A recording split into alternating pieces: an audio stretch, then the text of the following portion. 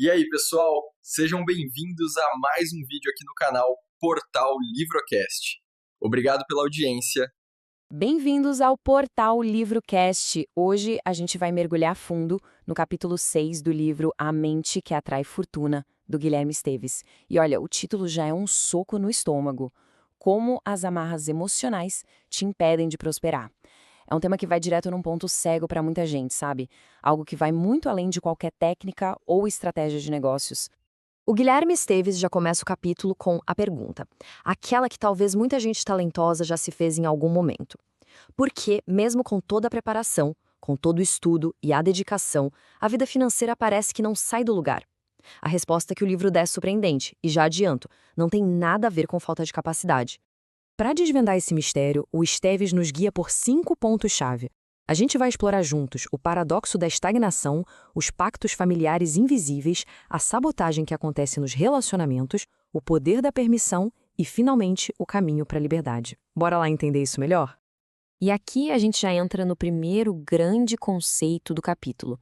A ideia de que ter talento, ter inteligência, ter força de vontade, muitas vezes simplesmente não basta. Existe alguma outra coisa, uma força invisível que segura as pessoas. De acordo com a visão do autor, o problema real não é a falta de capacidade, mas sim a falta de uma permissão interna. Pensa nisso. É uma autorização que o nosso subconsciente dá, ou não, para a gente poder prosperar. E por várias razões, muitas vezes, ela nunca foi concedida. É exatamente por isso que às vezes a gente vê pessoas com menos preparo formal tendo um sucesso estrondoso, enquanto outras, super qualificadas, ficam estagnadas. Tá, mas de onde vem essa falta de permissão? O Esteves argumenta que, na maioria esmagadora das vezes, a raiz disso está num lugar que pouca gente imagina, nos nossos laços familiares mais profundos, nas lealdades silenciosas que a gente cria sem nem perceber. Agora, o que é fascinante aqui é a definição desse conceito. Desde a infância, a gente aprende que para ser amado, a gente precisa ser parecido com a nossa família, né? O subconsciente grava uma lógica bem simples. Se eu for como eles, serei aceito. Se eu for diferente demais, posso ser rejeitado. E esse desejo de pertencer é tão, mas tão forte que pode nos levar a sabotar a nossa própria expansão.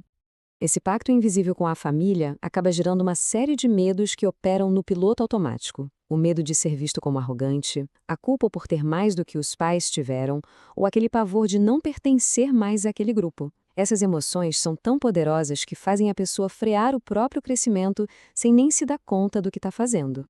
E essa citação do livro ilustra isso de um jeito brilhante. É exatamente essa sensação. A de lutar, de se esforçar, mas ao mesmo tempo sentir uma força interna te puxando para trás. É querer acelerar, mas manter o pé no freio por medo de ir longe demais e acabar quebrando essas lealdades invisíveis. Vamos avançar então e ver como isso se manifesta na prática, porque essas amarras não se limitam só à relação com os pais. Elas se infiltram nas nossas relações mais íntimas e muitas vezes de formas tão sutis que o amor e o medo acabam se confundindo. O capítulo traz um exemplo muito comum. O da mãe que, por uma carência emocional dela mesma, não quer que a filha cresça e vá para o mundo. E não é por maldade, não. É por uma necessidade de ter a filha sempre ali, por perto, como uma companhia, um suporte.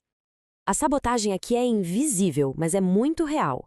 Toda vez que a filha dá um passo em direção à própria vida, a mãe fica doente ou cria um problema. E a filha, por lealdade e para não causar dor, recua. Ela se mantém pequena para continuar cabendo no papel de boa filha, sacrificando a própria prosperidade para manter aquele laço afetivo intacto. Outro cenário muito poderoso acontece dentro dos casais. O livro descreve a mulher que, por já vir de uma família com dinheiro ou por ser a provedora, inconscientemente acaba limitando o crescimento do marido. Lá no fundo, o medo dela é que se ele ganhar mais, ela perca o controle, o poder e a segurança que sempre teve naquela relação.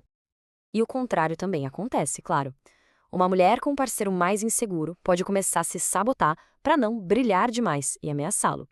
Ele começa com críticas sutis, chantagens emocionais, e ela, por medo de perder o amor, recua e abandona os próprios sonhos. A dinâmica é a mesmíssima. A prosperidade é sacrificada para manter a paz no relacionamento. Tudo isso nos leva ao ponto central, a tese mais impactante de todo o capítulo. A verdadeira chave para destravar a riqueza não está em mais um curso, mais um diploma, Não é nada disso. E aqui está a frase que resume tudo. Segundo Guilherme Esteves, a permissão que uma pessoa se dá para crescer é infinitamente mais poderosa do que qualquer habilidade técnica que ela tenha. É uma ideia que vira completamente o jogo de como a gente enxerga o sucesso. Então, o ponto crucial é este. A pessoa que se deu essa permissão interna não hesita, ela vai lá e faz, ela arrisca, ela se expõe.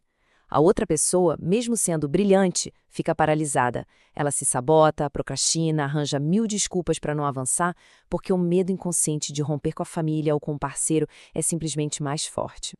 Certo, mas então, como é que se quebra essas correntes? Como se dá essa permissão sem precisar cortar relações com as pessoas que a gente ama? O capítulo também oferece um caminho prático para essa libertação. O processo começa com um passo que é fundamental: reconhecer a própria dependência emocional. O segundo é parar de pedir opiniões que, na verdade, são só pedidos de aprovação. E o terceiro, que talvez seja o mais libertador de todos, agir em silêncio. Tome suas decisões, execute seus planos e só depois, se quiser, compartilhe os resultados. Isso evita que a opinião dos outros paralise a ação antes mesmo dela começar. No fim das contas, essa libertação exige uma escolha. Uma escolha entre continuar buscando aplauso, vivendo uma vida que agrada aos outros, ou finalmente tomar posse da própria história e viver de um jeito que traga aquele sentimento genuíno de estar vivo, de estar se expandindo. E como é que essa programação foi parar lá dentro? Em grande parte por causa das histórias que a gente consome desde criança. Filmes, músicas, novelas, tudo isso vai moldando sem a gente nem perceber as nossas crenças mais profundas sobre dinheiro, sucesso e riqueza. Vamos pegar o exemplo clássico do Titanic. A narrativa cria uma associação bem clara na nossa cabeça, né? A primeira classe, a riqueza, é mostrada como algo frio, arrogante, infeliz. Já a terceira classe, a pobreza, é toda romantizada. Um lugar de liberdade, de alegria, de amor verdadeiro. O nosso subconsciente absorve essa mensagem: ser rico é ruim, ser pobre é nobre. E o mesmo padrão se repete em um monte de outras histórias. No Homem-Aranha, o herói com quem todo mundo se identifica é humilde, cheio de dificuldade financeira, e o vilão, um empresário bilionário. De novo, a mesma associação é reforçada no subconsciente. Riqueza está ligada ao mal, pobreza ao heroísmo. E o cérebro tem um jeito de reforçar essa programação. É um mecanismo chamado Sistema de Ativação Reticular, o SAR. Funciona como se fosse o algoritmo do nosso cérebro. Sabe quando a gente decide comprar um carro azul e de repente começa a ver carro azul em tudo quanto é lugar? É o SAR em ação. Ele filtra a realidade para mostrar aquilo que a gente já acredita. Se o subconsciente acredita que ricos são maus, o SAR vai virar um detetive para achar toda e qualquer notícia que comprove isso. E agora, a gente chega na última peça desse quebra-cabeça. E talvez seja a mais sutil e desafiadora de todas: a arte de soltar. Depois de alinhar a ação e reprogramar a mente, a gente precisa evitar a armadilha do esforço exagerado e da ansiedade pelo resultado.